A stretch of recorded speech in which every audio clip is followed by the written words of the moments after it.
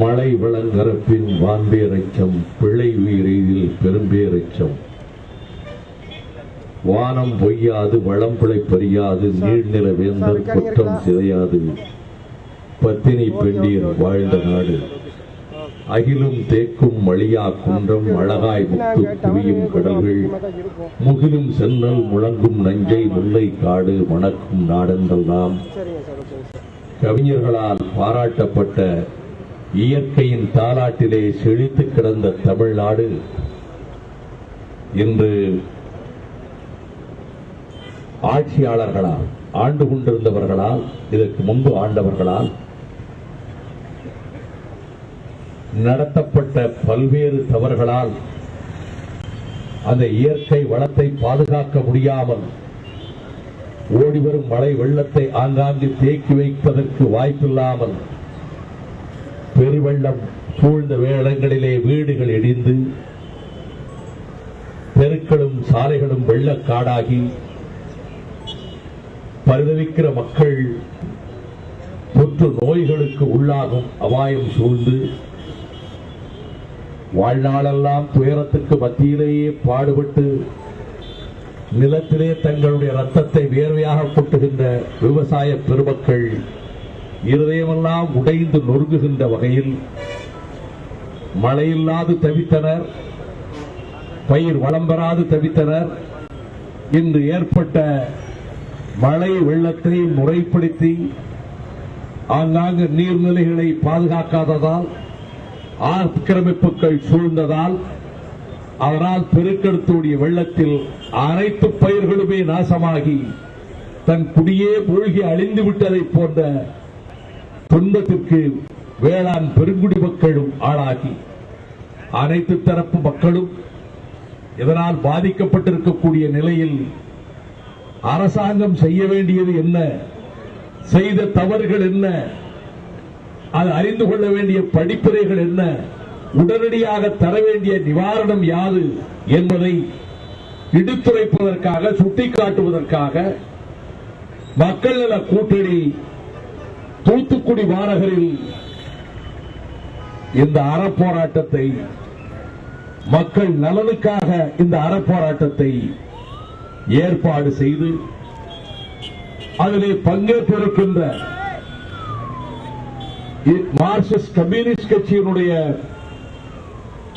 மதுரை தெற்கு தொகுதி சட்டமன்ற உறுப்பினர் சகோதரர் அண்ணா அவர்களே, மார்க்சிஸ்ட் கம்யூனிஸ்ட் கட்சியினுடைய மாவட்ட செயலாளர் தோழர் அர்ஜுனன் அவர்களே, இந்திய கம்யூனிஸ்ட் கட்சியின் தூத்துக்குடி மாவட்ட செயலாளர் அறுவை தோழர் வழக்கறிஞர் அழகுமுத்து பாண்டியன் அவர்களே, முன்னாள் நாடாளுமன்ற உறுப்பினர் தோழர் அப்பாதுரை அவர்களே, முன்னாள் சட்டமன்ற உறுப்பினர் தோழர் ராஜேந்திரன் அவர்களே,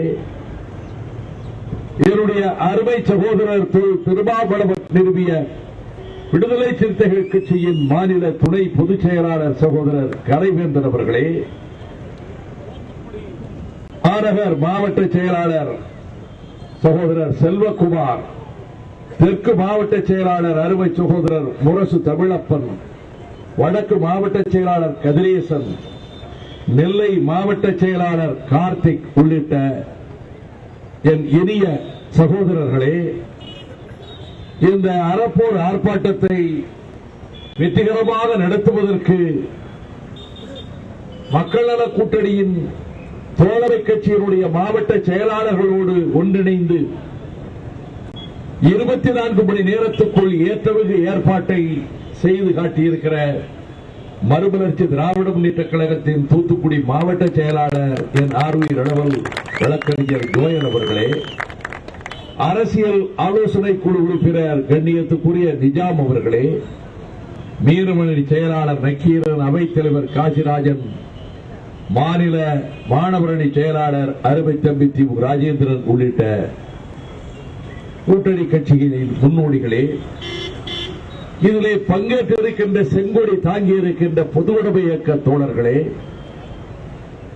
என் அன்புக்கும் பரிவுக்கும் உரிய விடுதலை சிறுத்தைகள் இயக்கத்தின் என் இனிய சகோதரர்களாகிய சிறுத்தைகளே, கூற்றுடன்று மேல் வரினும் கூடி எதிர்க்கும் ஆற்றல் அதுவே படை என்ற வள்ளுவன் வாய்மொழிக்கு இலக்கணமாக பாயும் ஈட்டிக்கும் இமைகுட்டாது மார்பு காட்டும் கூட்டம்தான் என்று நான் பெருமையோடு சொல்லுகிற மறுமலர்ச்சி திராவிட முன்னேற்ற கழகத்தின் கண்மணிகளே,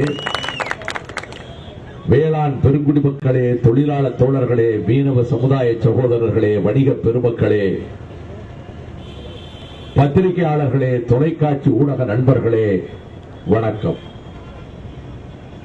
நேற்றைய முன்தினம் இரவில்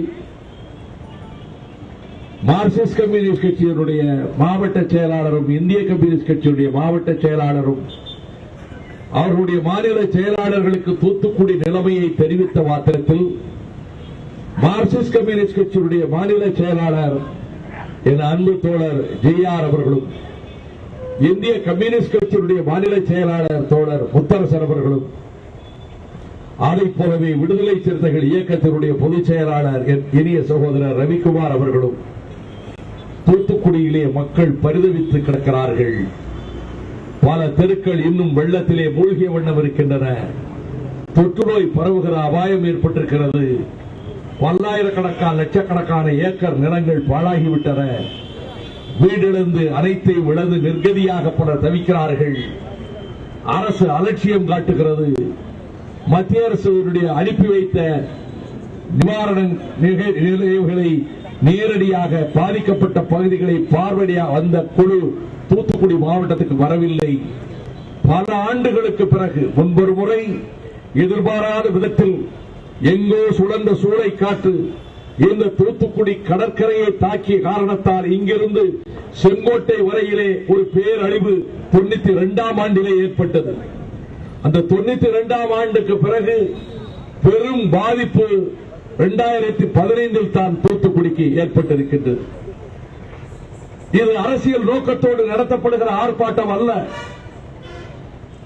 மக்களினுடைய குறைகளை கவலைகளை அரசாங்கத்துக்கு எடுத்துச் சொல்வதற்காக, கடமை தவறியவர்களுக்கு அவர்கள் செய்த தவறுகளை சுட்டிக்காட்டுவதற்காக, இப்பொழுது ஆக வேண்டியது என்ன என்பதை அவர்களுக்கு உணர்த்துவதற்காக எழுப்பப்பட்ட முழக்கங்கள் தான் இங்கே தோழர்களும் நாங்களும் எழுப்பிய முழக்கங்கள் ஆகும். சகோதரர் அழகுமுத்து பாண்டியன் பேசுகிற போது ஒன்றை சொன்னார். தொலைநோக்கோடு திட்டமிடாததன் விளைவாகத்தான் இந்த பகுதி பெரும் பாதிப்புக்கு ஆளாகி இருக்கிறது. ஸ்டெர்லைட் நாசகார நச்சாரை இந்த தூத்துக்குடி வட்டாரத்தில் தூத்துக்குடி மாநகர மக்களுக்கும் 40 தொலைவு சுற்று வட்டார மக்களுக்கும் ஒரு நாசத்தை விளைவிக்கக்கூடிய ஆலை, புற்றுநோய் உள்ளிட்ட கடுமையான நோய்களின் பாதிப்புக்கு ஆளாவார்கள். மக்களின் ஆயுள் குறையும், வேளாண்மை அழியும், மீனவர்களின் வாழ்வு சூறையாடப்படும் என்று கிட்டத்தட்ட 20 ஆண்டு காலமாக நாம் போராடி வருகிறோம். இதற்காக நடத்தப்பட்ட போராட்டங்கள் ஒன்றல்ல இரண்டல்ல, 19 ஆண்டுகள் போராடி இருக்கிறோம். ஆனால் சென்னை உயர் நீதிமன்றத்திலே இந்த ஆலை மூடப்பட வேண்டும் என்ற தடை ஆணையை, மூடப்பட வேண்டும் என்ற உத்தரவை 2010 செப்டம்பர் 28 பெற்ற போதிலும் உச்ச நீதிமன்றத்துக்கு சென்று 3 ஆண்டுகள் வழக்கு நடந்து கடைசியில் அது ஆலைக்கு சாதகமான தீர்ப்பை தந்தது. நான் நீதிபதிகளை விமர்சிக்க விரும்பவில்லை. ஆனால் ஒன்றை மறந்துவிடக் கூடாது. திராவிட முன்னேற்ற கழகமும் அந்த ஆலையை ஆதரித்தது, அண்ணா திராவிட முன்னேற்ற கழகமும் அந்த ஆலை ஆதரித்தது. அண்ணா திராவிட முன்னேற்ற கழக ஆட்சியின் போதுதான் அந்த ஆலைக்கு அனுமதி கிடைத்தது. ரத்னகிரி மாவட்டத்தில் மராட்டிய மாநிலத்தில் 300 கோடி ரூபாய் செலவில் இந்த ஸ்டெர்லைட் ஆலை நிறுவப்பட்டு இயந்திரங்கள் பொருத்தப்பட்டு உற்பத்தி தொடங்குவதற்கு நாள் குறிக்கப்பட்ட நிலையில் அல்போன்சா மாம்பழங்கள் விளைகின்ற அந்த பகுதிவாழ் விவசாயிகள் எங்கள் மாம்பழங்கள் நச்சுத்தன்மை வாய்ந்ததாகிவிடும் என்று ஏற்றுமதி செய்ய முடியாமல் போய்விடும், இந்த ஆலை அகற்ற வேண்டும் என்று சொல்லி கடப்பாறை சம்மட்டிகளோடு 10,000 விவசாயிகள் சென்று ஆலையை உடைத்து நொறுக்கினார்கள். அப்போது சரத்பவார் மாநில முதலமைச்சர் வழக்கு போடவில்லை. ஆலையை உடைத்து நொறுக்கிய விவசாயிகள் மீது எந்த வழக்கும் போடவில்லை, கைது செய்யவில்லை. 24 மணி நேரத்தில் அறிவித்தார். இந்த ஆலைக்கு கொடுக்கப்பட்ட லைசன்ஸ் ரத்து செய்யப்படுகிறது, விவசாயிகள் நலன்தான் எங்களுக்கு பெரிது என்று சொன்னார். ஆனால் இங்கோ வெள்ளத்தால் நாங்கள் பரிதவித்து வீடு இழந்து கிடக்கிறோம். இடுப்பளவுக்கு தண்ணீரில் வீடுகள் எல்லாம் தண்ணீரிலே மூழ்கி அனைத்தும் நாசமாகிவிட்டது.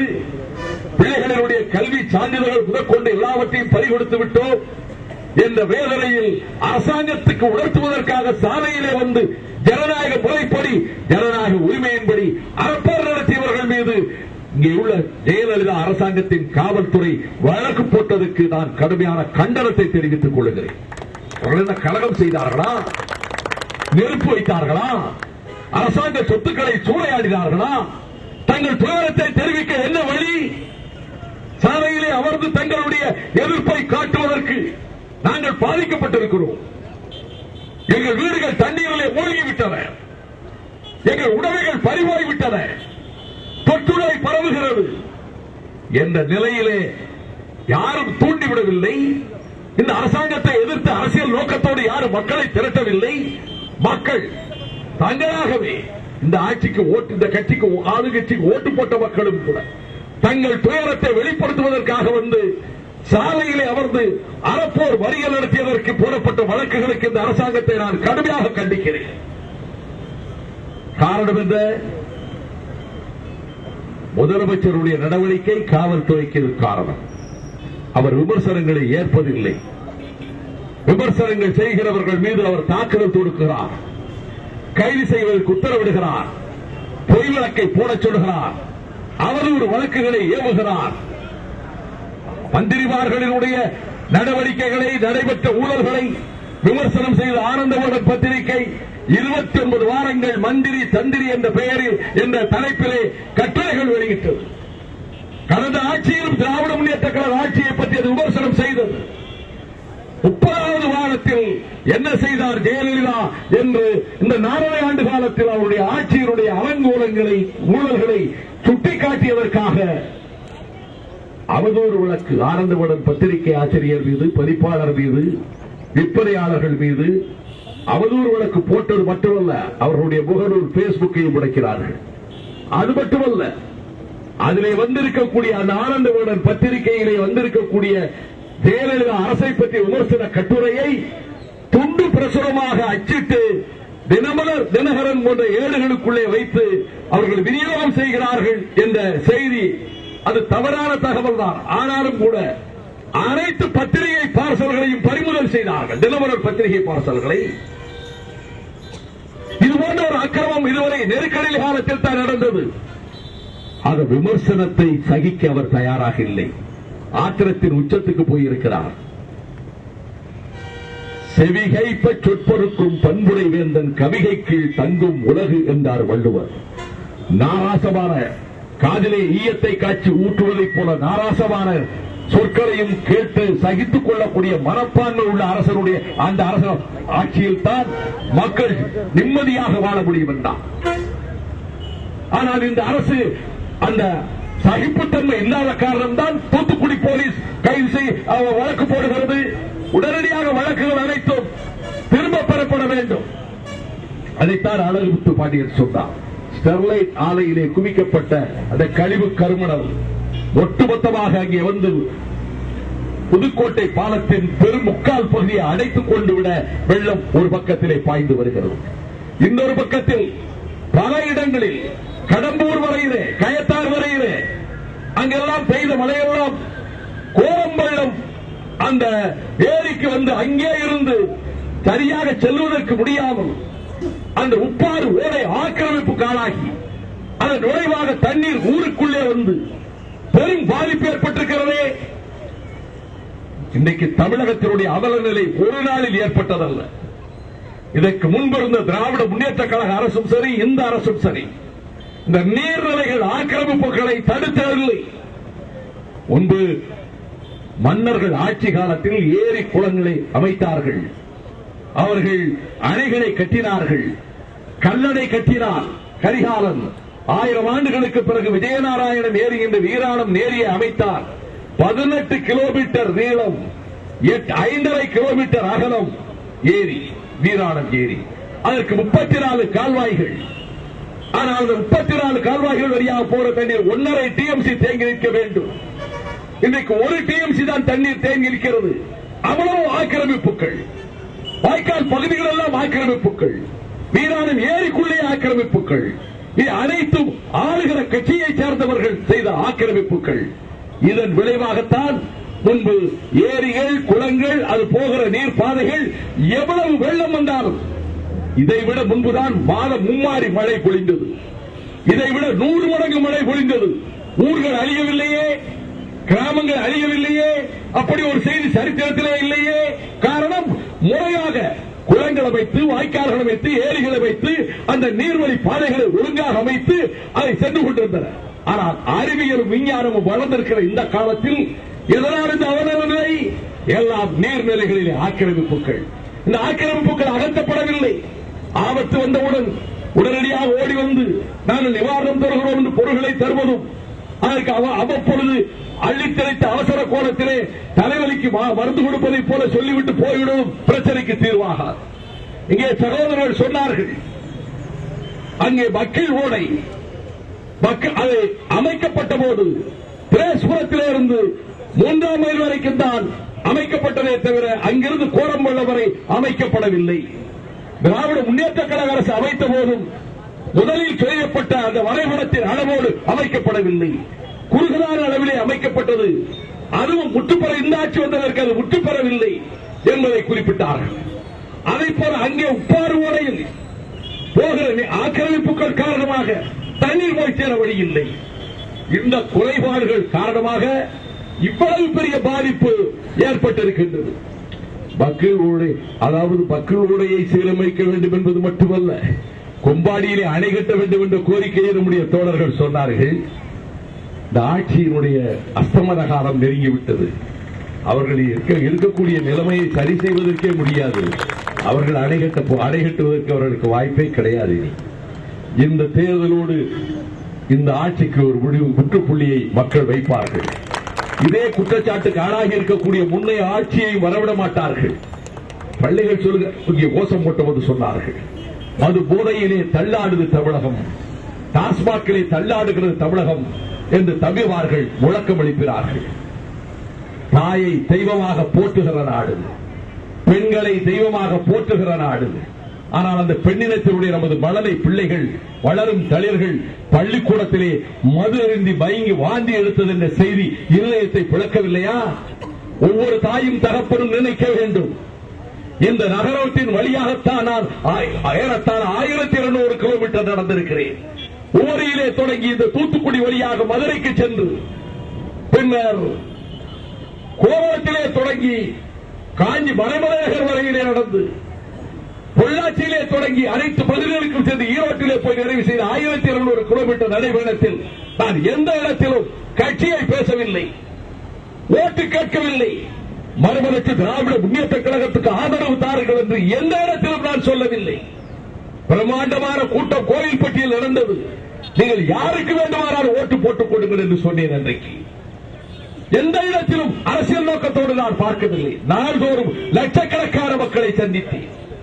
ஏழை எளியவர்கள், பாமர மக்கள், குடிசை வாழ் மக்கள், அன்றாடங்காட்சிகள், கூலி வேலைக்கு போகிற சகோதரிகள் வெயிலிலும் மழையிலும் காத்திருந்து என்னை வரவேற்றார்கள். நான் என்ன ஜொலிக்கும் சினிமா நட்சத்திரமா? இல்லை. நான் புகழ்வாய்ந்த ஒரு அரசியல் தலைவனா, பதவியில் இருப்பவர், ஒரு தொண்டன், மக்களுக்காக நானும் உழைக்கின்ற, தன்னலமின்றி உழைக்கின்ற ஒரு சாதாரண தொண்டன். அவர்கள் எங்கள் கவலைகளை பார்ப்பதற்காகத்தான் நீங்கள் வருகிறீர்கள். எங்கள் பிள்ளைகளை பத்திரமாக வீட்டில் வைத்திருக்க முடியவில்லை. எங்கள் பெண் பிள்ளைகள் தெருவிலே போய்விட்டு வர முடியவில்லை.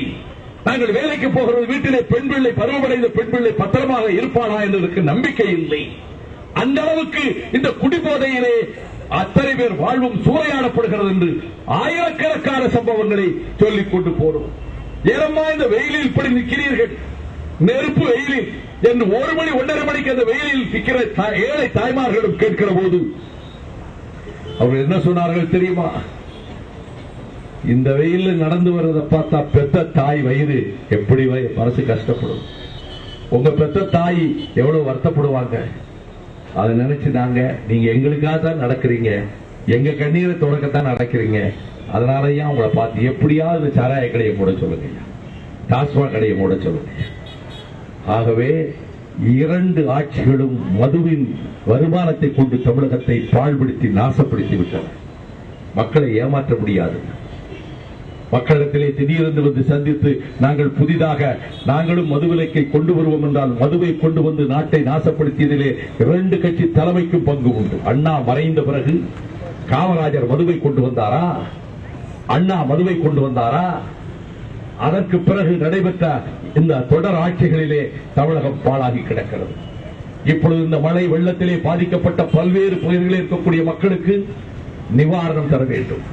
மத்திய அரசுடைய மத்திய குழு ஏன் வரவில்லை? ஏன் தமிழக அரசு வற்புறுத்தி கொண்டு வரவில்லை? என்ன காரணம்? என்ன அலட்சியம்? காரணம், முதலமைச்சர் எங்கும் செல்வதில்லை, எந்த இடத்தையும் பார்வையிடுவதில்லை. நான் வன்மையாக கண்டிக்கின்றேன். நீங்கள் போட்டியிட்டு இடைத்தேர்தலிலே போட்டியிட்டு வெற்றியேற்ற ஆர்கே நகர் தொகுதிக்கு சென்று நீங்கள் பிரச்சார வேலையில் இருந்து கொண்டு வாக்காளர் பெருமக்களே என்று விழிக்கிற போதே உங்களுக்கு எந்த அளவுக்கு மக்கள் நலனில் அக்கறை இருக்கிறது என்பது வெட்ட வெளிச்சமாகிவிட்டது. பாதிக்கப்பட்ட பகுதிகளுக்கு சென்று கடலூர் மாவட்டமா அது தண்ணீரிலே மிதக்கிறது.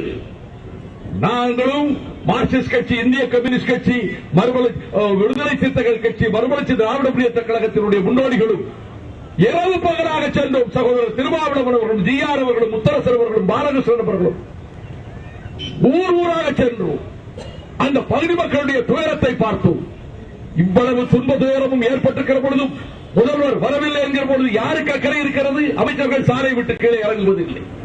சில இடங்களில் பார்த்து அவர்கள் பத்திரிகையாளர்களை சந்தித்து விட்டு போய்விடுவது, எல்லாம் சரியாய் போய்விடும் என்ற எண்ணத்தில் நாங்கள் கேட்டோம். இப்பொழுது இங்கே இருக்கக்கூடிய விவசாயிகள் சார்பாக சொல்லுகிறோம், வாழை தோட்டம் அடியோடு அழிந்து விட்டதே.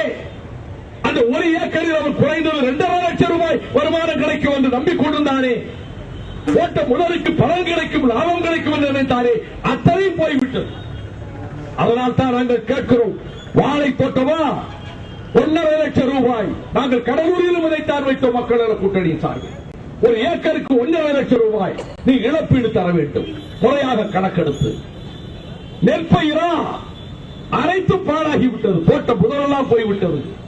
ஏக்கருக்கு 25,000 ரூபாய் தர வேண்டும். அது மட்டுமல்ல, இங்கே பாசிப்பயிறு, உளுந்து, மக்காச்சோளம், இது ஏக்கருக்கு எங்கெல்லாம் பாதிக்கப்பட்டிருக்கிறது 20,000 ரூபாய் ஏக்கருக்கு தர வேண்டும். வீடுகள் முழுமையாக இந்த வெள்ளத்திலே அடித்துச் செல்லப்பட்டு இடிந்து பாழாகிவிட்டதா, ஒரு வீடு ஒன்றுக்கு 25,000 ரூபாய் தர வேண்டும். பெருமளவு சேதமாகி இருக்கிறதா, 20,000 ரூபாய் தர வேண்டும். சரி, அதை போல மாடுகள், ஆடுகள், கோழிகள் வெள்ளத்திலே அடித்து செல்லப்பட்டிருக்கின்றன.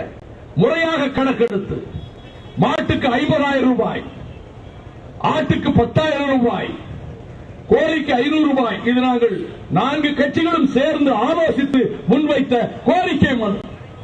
அதை போல செய்கிற போது இந்த பணம் தவறாக போய்விடக் கூடாது. 10,000 கோடி ரூபாய் கொடுக்கப்பட வேண்டும் என்று நேற்றைக்கு மார்க்சிஸ்ட் கட்சி எம்பி டி.கே. ரங்கராஜனும், இந்திய கம்யூனிஸ்ட் கட்சியினுடைய நாடாளுமன்ற உறுப்பினர் ராஜா அவர்களும் பிரதமரிடத்திலே கோரிக்கை தந்திருக்கிறார். அது மக்கள் நல கூட்டணி திருச்சியிலே நாங்கள் அறிவித்தோம். 10,000 கோடி ரூபாய் நிவாரண நிதி தமிழகத்துக்கு கொடுக்கப்பட வேண்டும் மத்திய அரசு. ஆனால் அந்த நிவாரண நிதி முறையாக போய் பாதிக்கப்பட்ட மக்களுக்கு போய் சேர வேண்டும். அது மக்களுக்கு போய் சேர வேண்டும் என்றால் இங்கே தோழர்கள் வற்புறுத்தியதை போல நீங்கள் கண்காணிப்பு குழுக்கள் அமைக்க வேண்டும். அனைத்து கட்சிகளின் பிரதிநிதிகள், உள்ளாட்சிகளின் பிரதிநிதிகள், விவசாய சங்கங்களின் பிரதிநிதிகள் அதிலே இடம்பெற வேண்டும். அப்போதுதான் முறையாக போய் சேரும். இவ்வளவு மழையும் வெள்ளமும் தமிழகத்தை பாதித்திருக்கக்கூடிய நிலையில் அனைத்து கட்சி கூட்டத்தை கூட்டுவதற்கு என்ன தயக்கம்? இந்த 4 ஆண்டுகளில் கூட அனைத்து கட்சி கூட்டத்தையாவது நடத்தியிருப்பாரா ஜெயலலிதா? ஆட்சி அதிகாரம் நிரந்தரம் என்று நினைக்காதீர்கள் முதலமைச்சர் அவர்களே. நீங்கள் அடக்குமுறையை ஏவுகிறீர்கள். பெரிய பெரிய சர்வாதிகாரிகள் எல்லாம் இந்த அடக்குமுறை ஏறியவர்கள் இருந்த இடம் தெரியாமல் போய்விட்டார்கள். ஆனந்தவுடன் பத்திரிகையிலே வந்த அந்த கட்டுரை, உங்களை பற்றிய கட்டுரையை துண்டு பிரசுரமாக பத்திரிகையில வைத்து அனுப்புவார்கள் என்று பத்திரிகைகளை பறிமுதல் செய்துவிட்டு விகடன் பத்திரிகை இப்படி செய்கிற கடைகளுக்கு சென்று மிரட்டி இருக்கிறீர்கள். நான் காவல்துறையை குறை சொல்லவில்லை. எஜமானி உத்தரவை இவர்கள் செயல்படுத்துகிறார்கள். எஜமானி உத்தரவை எஸ்பி செயல்படுத்துவார். கமிஷனர் செயல்படுத்துவார், ஐஜி செயல்படுத்துவார். அவர்களாக இந்த முடிவு எடுப்பதில்லை, மேலிடத்தில் உத்தரவை செயல்படுத்துகிறார்கள். இந்த போக்கு தான். அதனால் தான் நேற்றைக்கு நீதிமன்ற வாசலில் பசுமை தீர்ப்பாயத்துக்கு நானும் நல்ல கண்டவர்களும் சென்றிருந்தோம். இந்த ஆர்ப்பாட்டத்திலே அந்த நல்ல கண்டவர்களும் கலந்து கொள்வதாகத்தான் இருந்தது. அவர்களுக்கு திடீர் என்று ஏற்பட்ட சற்ற சிறிய உடல்நலக் குறைவு காரணமாக காலை விமானத்துக்கு வர வேண்டும் டிக்கெட்டும் ஏற்பாடு செய்திருந்தவர்கள் கடைசி நேரத்திலே வர முடியாமல் போய்விட்டது. இன்றைக்கு தமிழகத்தில் இருக்கக்கூடிய நீர்நிலைகளிலே தூர்வாரப்படவில்லை. 141 ஆண்டுகளாக இந்த தூத்துக்குடி மாவட்டத்தை சீராட்டி பாராட்டி இயற்கையின் செழிப்பாக்கி தந்த அந்த தாமிரபரணிக்கு குறுக்கே கட்டப்பட்ட திருவைகுண்டம் அந்த அணையிலே தேக்கப்பட வேண்டிய நீர் ஏறத்தாழ 8 அடி உயரத்துக்கு தேங்க வேண்டிய நீர் 1 அடி உயரத்துக்கு தேங்குகிறது, தூர்வாரப்படவில்லை என்று நயினார் குலசேகரன் விவசாயிகள் சங்க தலைவர் வந்து தேவரோடனை சந்தித்தார். வழக்கு ஜோயல் தொடுத்தார். நான் போய் வாதாடினேன். அந்த தூர்வாருகின்ற பணியை முறையாக செய்ய வேண்டும், மணல் அள்ளக்கூடாது என்ற கோரிக்கை அதை அண்ணன் நல்ல கண்டவர்களும் வைத்தார்கள். மணலை அள்ளக்கூடாது, அமளி செடிகளும் அங்கே தேங்கி கிடக்கின்ற அந்த தூரும் தான் அள்ளப்பட வேண்டும். அது அணைப்பட்டு பகுதியிலிருந்து தான் தொடங்கப்பட வேண்டும். முதல் 2 அந்த பகுதிகளில் மட்டும், மற்ற பகுதிகளில் எடுக்கக்கூடாது. நேற்றைக்கு வந்து வெள்ளத்தால் மூழ்கி கிடக்கிறது தாமிரபரணி. ஆகையினாலே மற்ற பகுதிகளிலும் அள்ள வேண்டும் என்ற போது நாங்கள் கடுமையாக எதிர்ப்பை தெரிவித்தோம். அதற்கு பிறகு தீர்ப்பாய நீதிபதிகள் அவரை செடிகளை மட்டும்தான் அள்ள வேண்டும், அங்கிருந்து 5 கிலோமீட்டர் நதி கரையிலிருந்து 5 கிலோமீட்டருக்கு அப்பால் கொண்டு போய்தான் நீங்கள் கொட்டியதற்கான ஆதாரங்களை கொண்டு வந்து இங்கே தாக்கல் செய்ய வேண்டும் என்று சொன்னார்கள். எந்த இடத்திலும் இந்த தூர்வார்கிற வேலை இல்லை. அது மட்டுமல்ல, ஆக்கிரமிப்புகள், நீர்நிலைகளை சுற்றி வளைத்திருக்கின்ற வேலி கருவேலை செடிகள், நான் குறை சொல்லவில்லை, 60களில் தவறாக புரிந்து கொள்ளாமல் ஆப்பிரிக்க காடுகளிலே இருந்த இந்த வேலிக்கருவேலை விதைகளை கொண்டு வந்து இங்கே தூவினார்கள். இன்னைக்கு தமிழகமே மூழ்கடித்து விட்டது வேலிக்கருவேலை. அந்த வேலிக்கருவேலை விஷத்தன்மை வாய்ந்தது. அந்த வேலிக்கருவேலைக்கு பக்கத்திலே அங்கே வரவிகள் கூடு கட்டாது, கால்நடைகள் அதுக்கு பக்கத்தில் நிழலில் போய் உண்டாது, அங்கே இருந்தால் இனவிருத்தி நடைபெறாது. ஆனால் 100-150 அடி ஆழத்துக்கு செல்லும் பேர் எத்தனை ஆண்டுகளாலும் தண்ணீரை உறிஞ்சிக் கொள்ளும், நிலத்தடி நீரை முழுமையாக உறிஞ்சிக் கொள்ளும் இந்த வேலிக்கருவேலை. இது தமிழகத்துக்கே பேராபத்து. இன்றைக்கு கேரளத்தில் வேலிக்கருவேலை எங்கும் பார்க்க முடியாது. அதற்காக பொதுநல வழக்கு நான் உயர்நீதிமன்றத்திலே, மதுரை கிளையிலே, சென்னை உயர்நீதிமன்றத்திலே தாக்கல் செய்தேன். வேலிக்கருவேலை அகற்றுவதற்கு அரசாங்கம் நேரடி நடவடிக்கை எடுக்க வேண்டும். நீதிபதி தீர்ப்பளித்திருக்கிறார். உடனடியாக நடவடிக்கை எடுக்கப்பட வேண்டும். அரசே அதை செய்ய வேண்டும். ஜனவரி கடைசி வாரத்திற்குள் என்ன முன்னேற்றம் என்பதை தாக்கல் செய்ய வேண்டும் என்று நீதிபதி உத்தரவிட்டார். இந்த அடிப்படையில் தான் மக்கள் நலனை பாதுகாக்க வேண்டும் என்கிற போது ஒரு விவசாய குடும்பத்திலே பிறந்த எனக்கு விவசாயிகளுடைய துயரம் எனக்கு தெரிகிறது. அவர்கள் படுகிற கஷ்டம் எனக்கு தெரிகிறது. உப்பளங்கள் எல்லாம் தண்ணீரிலே பாழாகி போய்விட்டன. உப்பளங்கள் பாதிப்பாரே தொழிலாளர்களும் பாதிக்கப்பட்டிருக்கிறார்கள், உப்பள உரிமையாளர்களும் பாதிக்கப்பட்டிருக்கிறார்கள். அவர்களுக்கு உரிய இரட்டையீடு வழங்கப்பட வேண்டும். இதையெல்லாம் முறையாக வழங்குவதற்கு நிவாரண கண்காணிப்பு குழுக்கள் அமைக்கப்பட வேண்டும். இந்த 24 மணி நேரத்திற்குள் இன்று இந்த ஆர்ப்பாட்டம் நடக்கும் என்கிற போது நாளைக்கு பலத்த மழை என்று வானிலை அறிவிப்பு செய்திருக்கிறது. பேய்மழை வரும் என்று சொல்லுகிறார்களே, எப்படி நீங்கள் ஆர்ப்பாட்டம் நடத்துவீர்கள் என்று கேட்டார்கள். நான் சொன்னேன், செங்கொடி பிடிக்கும் தோழர்களும், விடுதலை சிறுத்தைகளும், மறுமலர்ச்சி திமுக தோழர்களும், பொது நலனுக்காக பாடுபடுகிறவர்கள், மழை கொட்டினாலும் எங்கள் ஆர்ப்பாட்டம் நடக்கும். கொட்டுகிற மழையிலும் சேற்றிலும் சகதியிலும் உழண்டு பழகி போன உழைக்கிற மக்கள் தான் இந்த மக்கள். ஆகவே உறுதியாக நடக்கும் என்றே. ஆனால் இயற்கை இந்த போராட்டம் நியாயமான போராட்டம் என்பதனாலே, இது அரசாங்கத்துக்கு முறையாக தெரிவிக்க வேண்டும் என்பதனாலே கார்வேகங்கள் கொஞ்சம் கருணை காட்டி ஒரு இடைவெளி விட்டிருக்கிறது. மக்கள் நல கூட்டணி அறிவித்து 24 மணி நேரம் கூட ஆகாது. இது ஆள் பிடித்துக் கொண்டு வருகிற கூட்டணி அல்ல. காசு கொடுத்து, குவார்டர் கொடுத்து அல்லது பணம் கொடுத்து வண்டிகளில் ஏற்றி கொண்டு வருகின்ற உணர்ச்சி உள்ள தொண்டர்களை கொண்ட கூட்டணி. அவர்களாக வருகிறார். இது ஒரு அடையாளம், தமிழகத்தினுடைய அரசியல் மாறுதலுக்கான அடையாளம். நான் அரசியல் அதிகம் பேச விரும்பவில்லை என்றாலும் தமிழகம் எத்தகைய மாறுதல் வேண்டும் என்று நெடுங்காலமாக ஏங்கி கிடக்கிறதோ அந்த இயக்கத்தை போக்குகிற வகையிலே இந்த மக்கள் நல கூட்டணி 2016 மகத்தான வெற்றியை பெறும். ஒரு மக்கள் நல கூட்டணி ஒருவருக்கொருவர் ஆதரவாகவும் இணக்கமாகவும் குறைகளை சுட்டிக்காட்டுகின்ற விதத்திலும் செக்ஸ் அண்ட் பேலன்சஸ் என்பதை போல குறைபாடுகள் இல்லாத ஒரு நிர்வாகத்தை தருவதற்கான ஒரு கூட்டணி அரசை அமைப்போம் என்ற இலக்கை முன்வைத்து மக்களிடம் சொல்லுகிறோம்.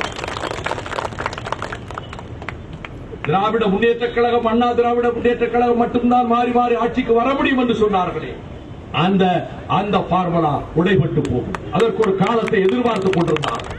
நான் அடிக்கடி சொல்லுவதை போல அரசியல் கட்சிகளினுடைய உறுப்பினர்களின் எண்ணிக்கை எல்லாம் சேர்ந்து 35% மக்கள் தான். 65% பேர் எந்த கட்சியும் கிடையாது. அவர்கள் தேர்தல் நேரத்தில் முடிவெடுக்கிறார்கள். அவர்கள் மனதில் ஒரு மாற்றம் வேண்டும் என்ற எண்ணம் இருக்கிறது. அந்த கேள்விக்கான விடை மக்கள் நல கூட்டணியாக அமையும். அது மட்டுமல்ல தோழர்களே, இன்றைக்கு ஒரு விழிப்புணர்வு சமூக வலைதளங்களிலே, சமூக இணையதளங்களிலே வருகிறது.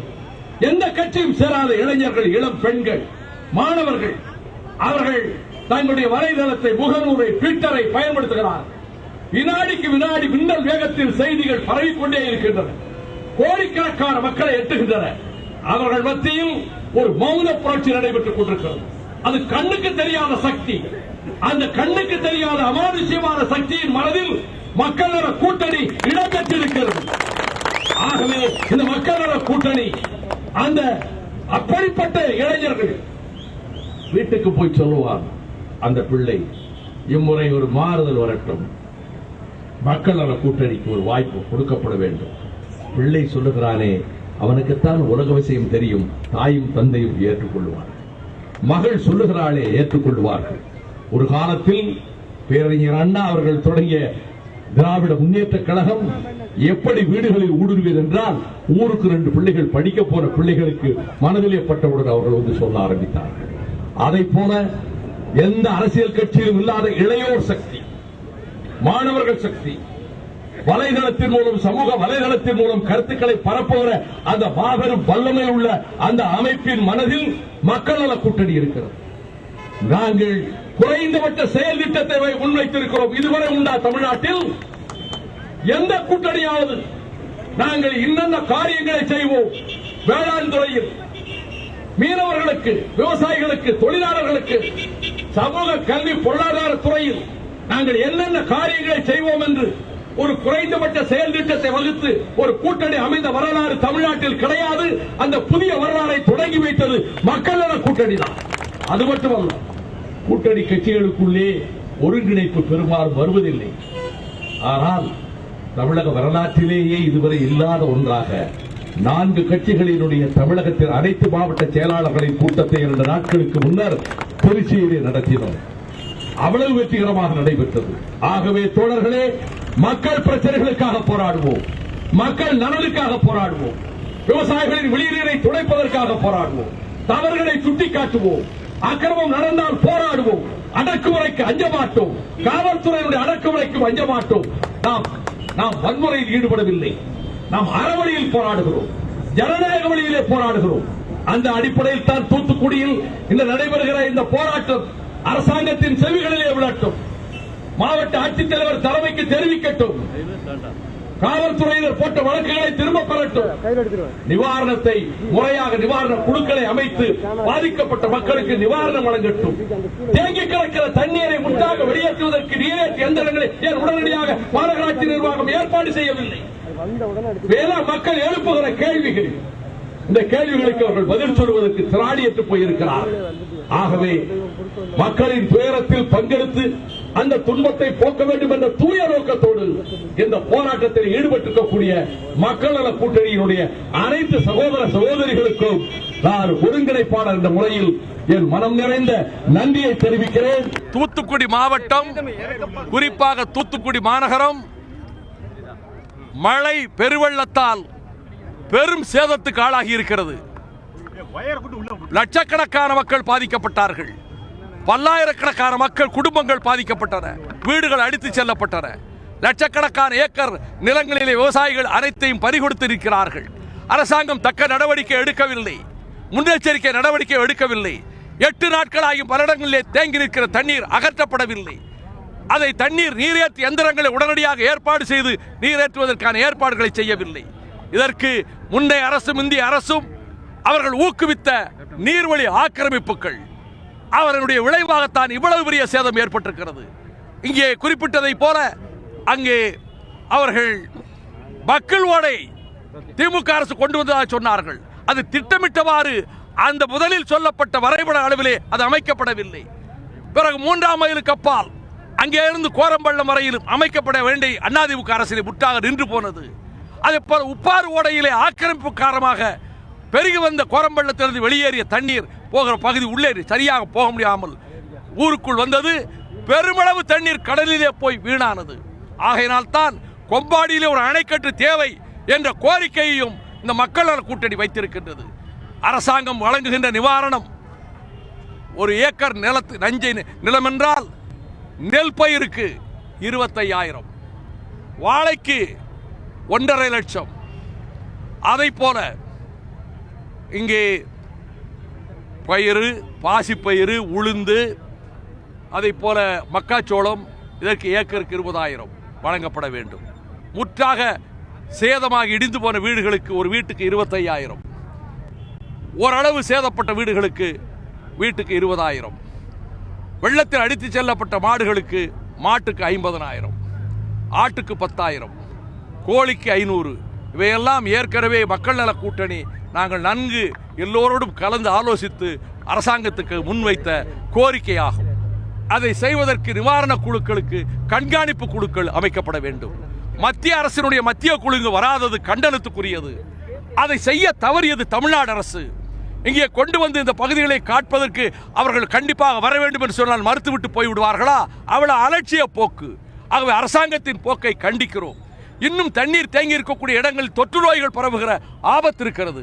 எனவே இனிமேலாவது உடனடியாக போர்க்கால நடவடிக்கைகளை ஈடுபட வேண்டும் என்று தெரிவித்து, நீர்நிலைகள் ஆக்கிரமிப்பு ஒரு முக்கியமான காரணம். அதுக்கு முன்னே அரசும் இந்த அரசும் பொறுப்பாளிகள் ஆவார்கள் என்று நான் குற்றம் சாட்டுகிறேன். இங்கே மக்கள் நியாயமாக அவர்கள் பாதிக்கப்பட்ட இடங்களில் இடுப்பளவல்ல வீடே தண்ணீரில் மூழ்கி தெருவில் எங்கு செல்ல முடியாமல் இருக்கிற போது நிவாரணம் கேட்டு மக்கள் தரையிலே அமர்ந்து அறப்போராட்டம் நடத்துவது ஜனநாயக உரிமை. அப்படி போராட்டத்தில் ஈடுபட்டவர்கள் மீது காவல்துறை வழக்கு போட்டது அக்கிரமமான செயலாகும். அது கண்டனத்துக்குரியது. அந்த வழக்குகள் அனைத்தும் திரும்ப பெறப்பட வேண்டும். இது எங்கள் கோரிக்கை, மக்கள் நல கூட்டணியின் கோரிக்கை.